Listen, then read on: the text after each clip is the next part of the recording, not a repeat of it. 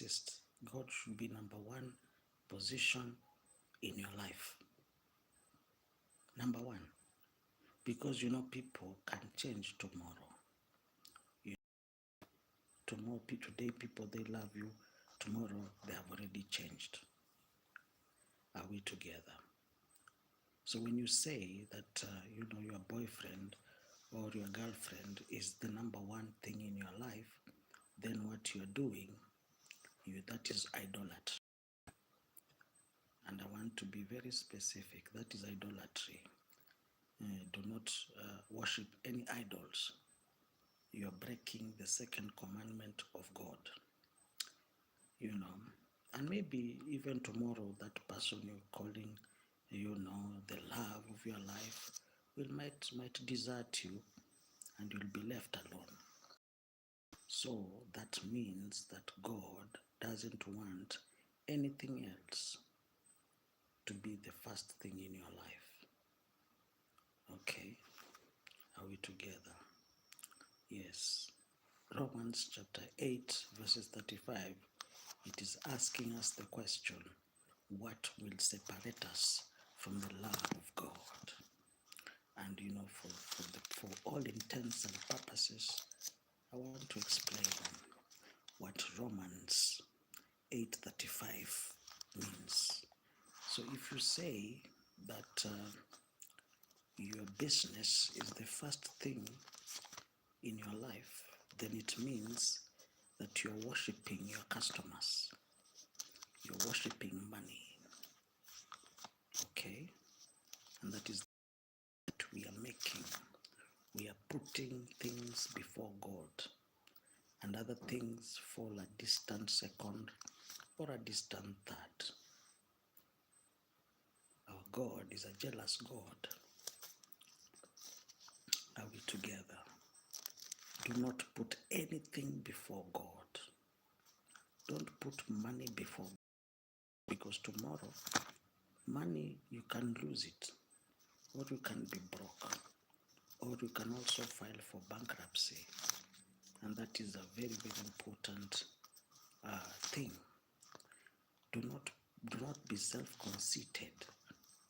Do not put your beauty or your looks, because tomorrow you will grow old and you will also lose your beauty.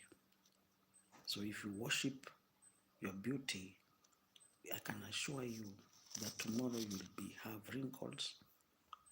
Your skin will start, will wrinkle. If you worship your car, there are people who worship their car. I know there's a man who, I will not mention his name, he used to worship his car. And let me tell you, he would treat his car better than the way he treated his family. And I'm sure he worshipped his car.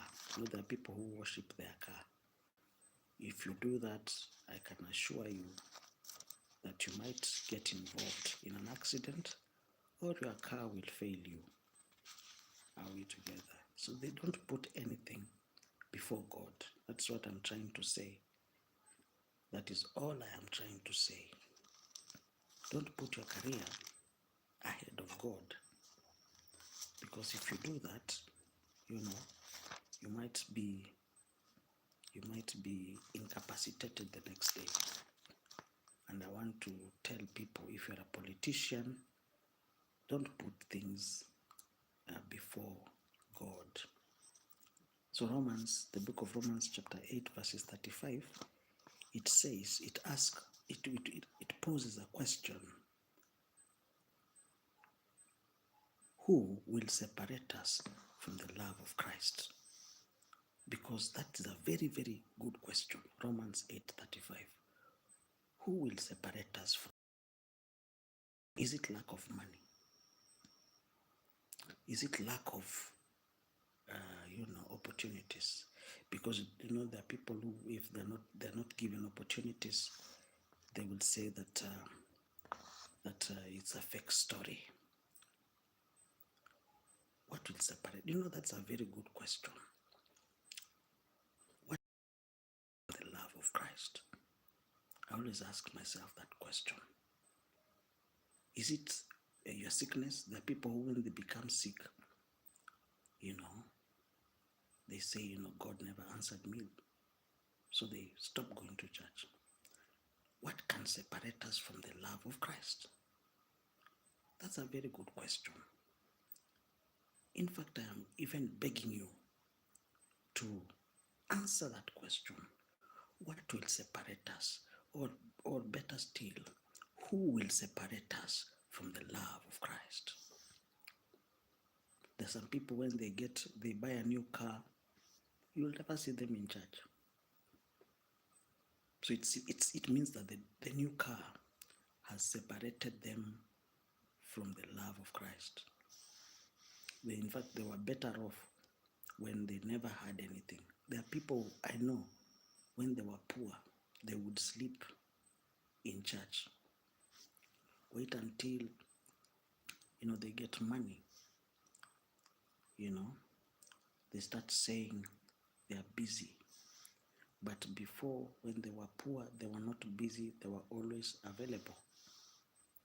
But when they get money, or when they get married, or when they get promoted, that promotion will separate them from the love of Christ. Yes. And if you think I am joking, the people here will say, oh, I love Jesus, I love Jesus, I love Jesus. Wait until they get money. They disappear. They now perform magic. They disappear, never to be seen again. Never to be seen again. You'll only see them, when during the last service, so that you can cross to the next year. You'll see them, when they're in trouble. That's when they say, oh, God help me. But when things were good, when they bought the house, when they bought the car, they vanished.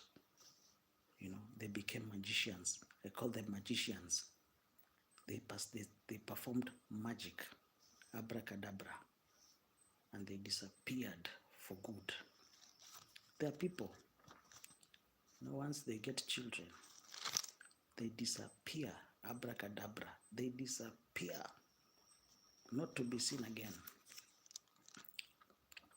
I don't know that is the question. Before I want to go and sleep now. Before I go, I want to say, ask yourself that question. What will separate us? Because if it is these things of this world, then you're better off without them. God should be number one in your life. And until you've learned, even forget everything I've said, God should be the number one thing in your life. Question, I want to go. If you have any question, I want to go and sleep now. I have 3 minutes left. I'm very tired. I need to go and sleep. Please, please, please, please, don't keep me. I want to go and sleep. Don't keep me waiting. Don't waste my time asking me funny questions. I am so tired. I want to go and sleep. And don't ask me questions about love. Please don't ask me unnecessary questions. Any question that is unnecessary, any question that is not related to the word of God, please don't ask me. Spare me the agony, because it's a lot of work. I cannot be replying, I'm sweating. It's a lot of work. Please don't ask me funny questions. Any question before I go? The one thing I've asked you is, what will separate us from the love of Christ? What will separate you? Okay, I've really enjoyed this wonderful evening. Good night, and God bless you.